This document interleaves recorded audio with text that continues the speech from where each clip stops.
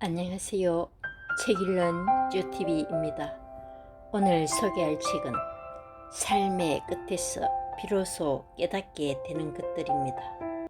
지은이는 정재영, 번역은 센시오 출판사입니다. 저자는 글쓰기와 번역을 하고 있습니다. 저자는 잡다한 불행과 삶의 끝을 견주는 습관이 우리의 삶을 밝게 한다고 고백합니다.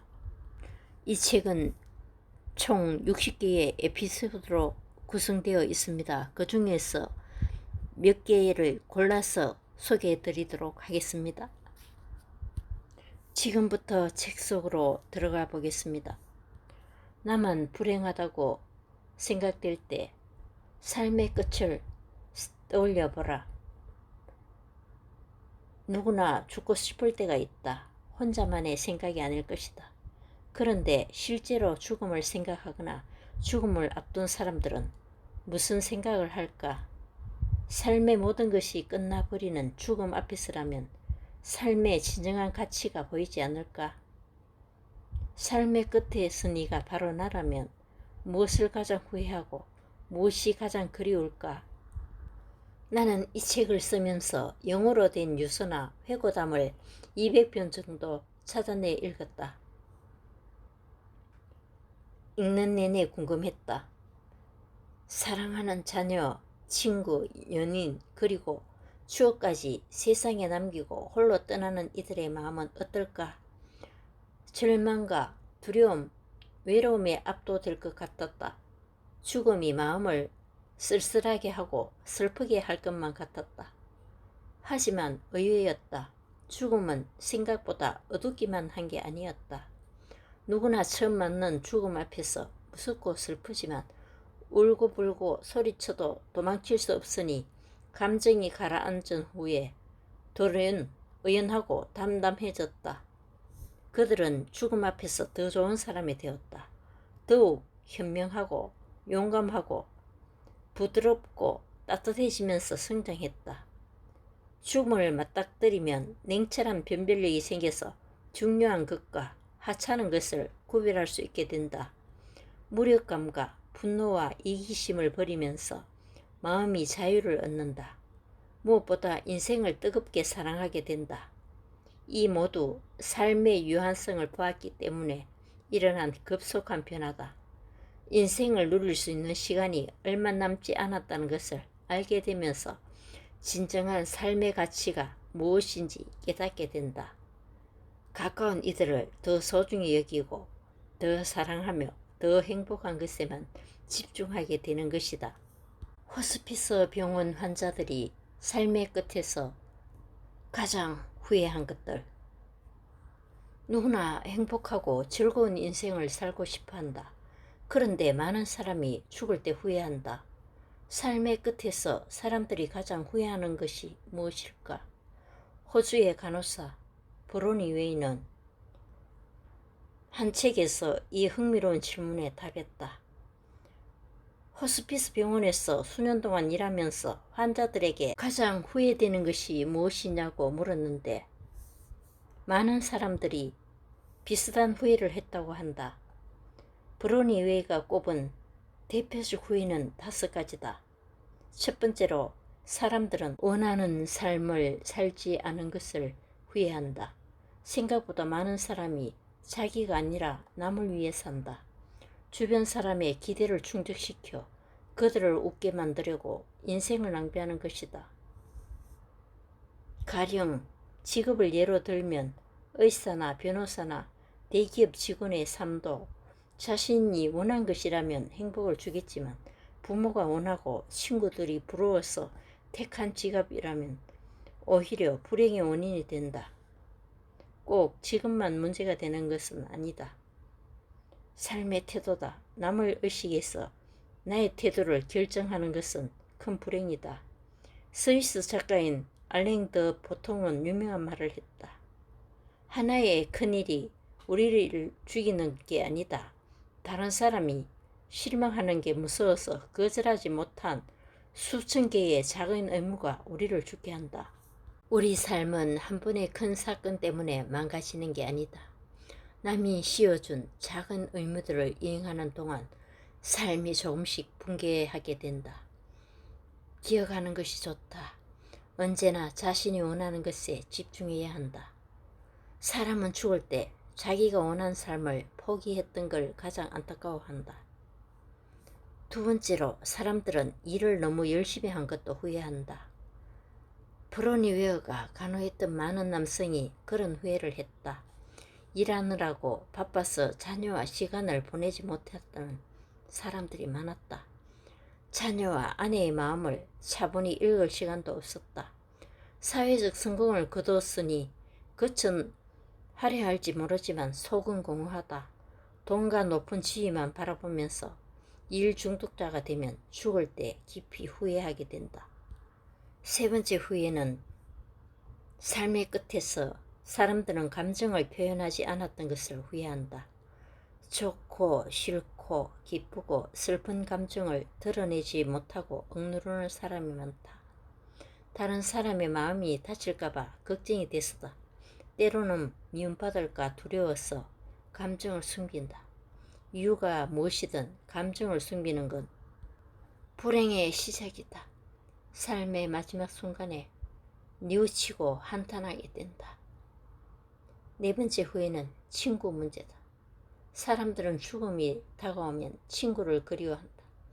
아름다운 시절을 함께 했거나 아픔을 나눴던 친구의 이름과 얼굴이 내 속에 뚜렷하다. 그런데 친구들과 연락을 유지하는 사람이 많지 않다. 점점 연락이 뜸해지면서 멀어져 버린다. 호스피스 병동에 많은 환자가 친구들과 연락을 끊은 걸 후회했다. 다섯 번째 후회는 행복을 선택하지 않는 것이다. 사람들은 죽을 때가 됐어야 행복이 선택의 문제라는 걸 깨닫는다. 행복은 내 의지로 선택하는 것이다. 나를 행복하게 할 사람을 만나고 행복한 일을 하고 행복한 태도를 골라서 선택해야 내가 행복해진다. 반대로 해로운 사람에게 오래 붙어 있으면 자연히 불행해진다. 사람들은 행복을 적극적으로 선택하지 않는 걸 인생 최후의 순간에 안타까워한다. 늙거나 병든 내가 무엇을 후회할까 상상해보자. 앞으로 한 시간도 살지 못하는 늙은 나는 무엇을 가장 후회하고 안타깝게 여길까? 답을 구했다면 행복의 비법 하나를 얻은 셈이다. 죽을 때 후회할 일을 지금부터 하지 않으면 나는 죽음에 가까워도 행복할 것이다. 이렇게 자문하면 답을 찾는데 도움이 된다. 나는 남을 기쁘게 하려고 살고 있지는 않는가? 내 감정을 억누르며 인생을 허비하고 있지는 않나? 친구의 가치를 잊은 건 아닐까? 내 행복에 무관심하거나 무지한 것은 아닐까? 자문자답할 거리는 아주 많다. 총살 직전에 토스토옙스키는 1849년 12월 공개 사형장으로 끌려갔다. 같은 처지의 죄수 여러 명과 늘어선 곳은 러시아 상트페테르부르크의 한강장이었다. 군중이 모여 구경하는 가운데 사형 선고문이 읽혔다. 머리 위에서 칼을 부러뜨리고 죄수들이 십자가에 입을 맞추는 의식이 치러졌다. 죄수들은 한 줄로 세워졌다. 도스토옙스키는 6번째였는데 먼저 앞에 3명이 기둥에 묶였다. 방아쇠가 당겨지면 사형 집행이 시작되는 것이다. 사형장에 선 모든 죄수는 삶이 끝났다고 확신할 수밖에 없었다. 이제는 정말로 영영 죽게 되는 것이다. 두 번 다시 숨을 쉬거나 맛있는 것을 먹을 수 없었다. 사형수들의 얼굴은 흙빛으로 변했다. 구경꾼들은 알 수 없는 흥분에 휩싸였다. 그런데 사형 직전 아무도 예상하지 못한 일이 벌어졌다. 황제가 사형수들을 용서한다고 갑작스레 공포했다. 뜬금없는 일이었다. 도스토옙스키는 자신이 죽는다는 걸 믿어 의심치 않았던 순간에 돌연히 새 생명을 얻었다. 확률적으로 극히 드문 기이한 일이다. 사형 중단은 황제의 관대함을 선전하기 위해 사전에 계획 정치적 쇼였다. 그런데 속심이 무엇이건 사형수들에게는 하등 중요하지 않다. 어찌됐건 살았다는 것만 중요했다.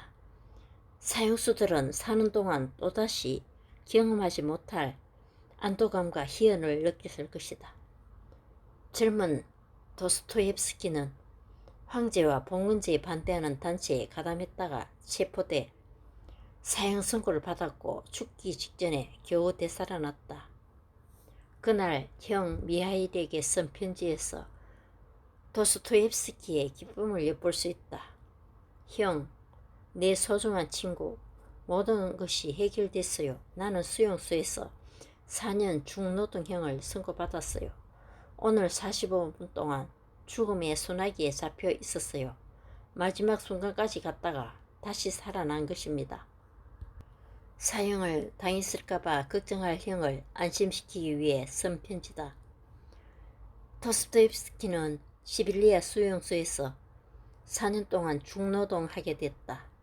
노역하다가 몸이 상하거나 심하면 죽을 수도 있는데도 기뻐하는 게 그래서 보인다.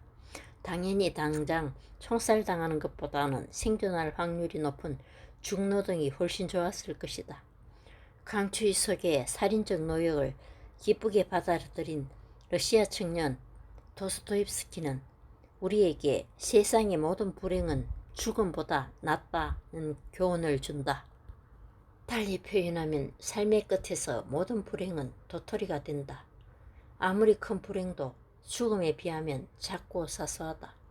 좌절, 공포, 비탄, 막막함 등은 그래도 살아있으니까 느끼는 감정이다. 죽는 것보다 어떤 감정이든 느끼는 게 훨씬 기쁘다. 잡다한 불행과 죽음을 견주는 습관이 우리의 삶을 밝게 한다. 뜻밖의 행운으로 죽음의 소나기에서 빠져나온 도스토옙스키의 마음에는 희열뿐 아니라 깨달음도 가득했다. 그는 무엇보다 희망과 용기가 얼마나 중요한지 알게 됐다. 형, 나는 실망하지 않았고 용기가 꺾이지 않았어요. 인간으로 존재하려면 환경이 어떻든 희망과 용기를 잃지 말아야 해요. 그게 생명 자체이고 생명의 의무입니다. 맞는 말이다. 생명이 한 방울이라도 남아있는 한 용기를 지켜내는 게 사람의 의무다. 희망은 죽은 후에나 버려야 한다. 죽음에서 벗어나 기뻐했던 도스토옙스키가 사형장에서 돌아와 괴로워했던 것도 있다. 얼마나 자주 인생을 헛되이 허비했는지, 환상과 실수와 게으름 그리고 삶에 대한 무지 때문에 얼마나 많은 시간을 잃었는지, 시간의 가치를 어찌나 몰랐는지, 내 마음과 정신에 반해 얼만큼 많은 죄를 저질렀는지 생각하면 내 심장이 피를 흘리는 듯합니다. 인생은 선물이고 행복입니다. 도스토옙스키처럼 삶의 끝에 선 많은 사람은 바보처럼 인생을 허비했던 걸 아프게 후회한다. 행복하게 죽으려면 인생의 시간을 탕진하지 말아야 한다. 도스토옙스키는 형에게 마지막으로 당부했다. 내가 말한 것들을 기억해야만 해요. 인생의 계획을 세우세요. 인생을 낭비하지 마세요. 그리고 당신의 운명을 준비하세요. 이런 게 절규가 아닐까. 도스토옙스키는 형에게 간절히 외치고 있다. 계획을 세우고 인생을 아껴 써서 운명의 주인이 되라고 말이다.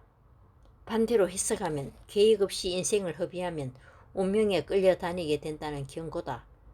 죽음 가까이에서 환생한 청년 도스토옙스키의 진심 담긴 조언이다. 삶을 사랑한 36살 대장암 환자 키틀리. 영국인 샬럿 키틀리는 2014년 36살 나이에 대장암으로 사망했다. 2012년 등이 아파서 병원을 찾았다가 대장암 사기라는 진단을 받았다. 충격이었다. 그전까지는 너무나 행복했다. 키틀리는 삶을 뜨겁게 사랑하는 스타일이었다. 키틀리가 보기에 인생에는 행복하고 재밌는 일이 가득했다.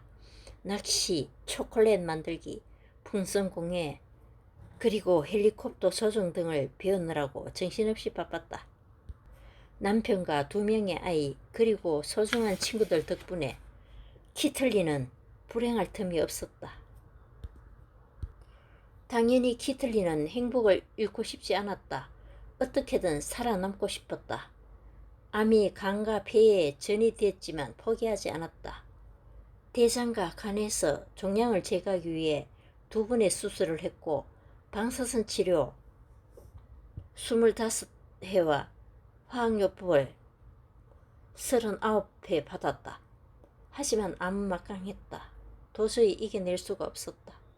죽음이 가까워지자 키틀리는 남편과 딸과 아들 그리고 사랑하는 사람들에게 편지를 써서 SNS에 공개했다.